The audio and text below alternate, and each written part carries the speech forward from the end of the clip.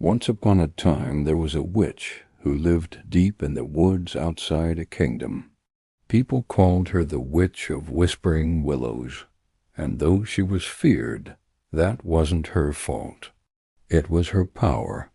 You see, the witch could see all the secrets hidden in a person's heart. She saw their darkest fears, their greatest doubts, and even the evil that some tried so hard to hide. And one day when the witch was young, she went to the king and told him these things, thinking he would be grateful to know the truth about his court. But the king only screamed at her, calling her a meddling, unnatural girl with her unnatural powers. And so the witch swore revenge on every royal wedding that ever was or would be. And what better way to ruin a wedding than on the very night of the ceremony? So on the eve of a prince's wedding, she crept into the room where the bride was getting ready and enchanted her with a sleeping curse. Then she took a silver mirror from the vanity and enchanted that too. And when the bride looked into the mirror, she saw a vision of the prince waiting for her at the altar. But when she stepped into the mirror to go to him, she got stuck. The mirror became her prison, and the wedding hall, which seemed to stretch on forever, became her cell. And the witch watched with glee as the bride wandered the hall, never to reach the end of it or find her way back to the real world. For the bride was only one step away from becoming the witch's prisoner forever. All the witch had to do was keep her there just a little longer. But then the prince came running, desperate to find his bride. He searched everywhere, but the witch had hidden her.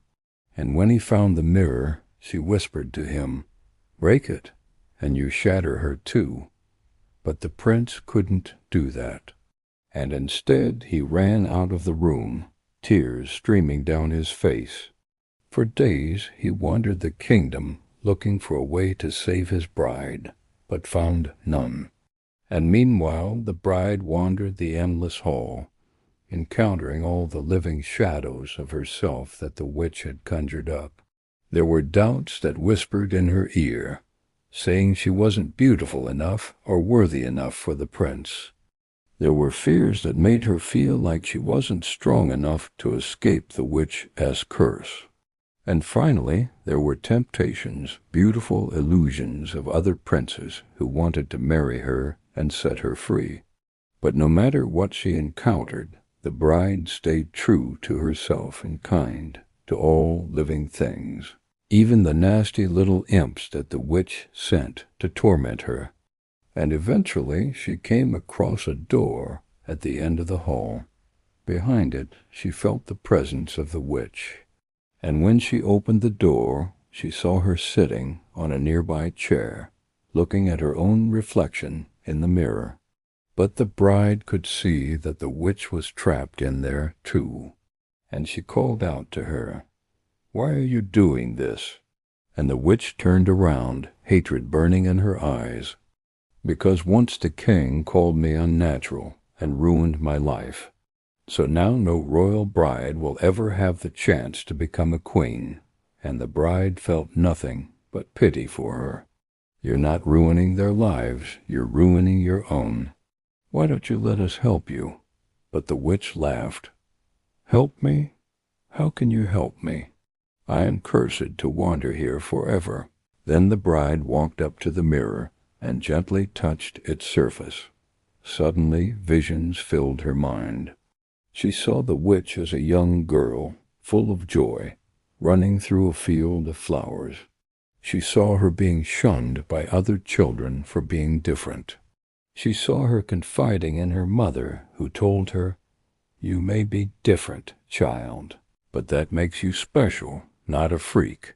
And then she saw the witch as an adult, confronting the king.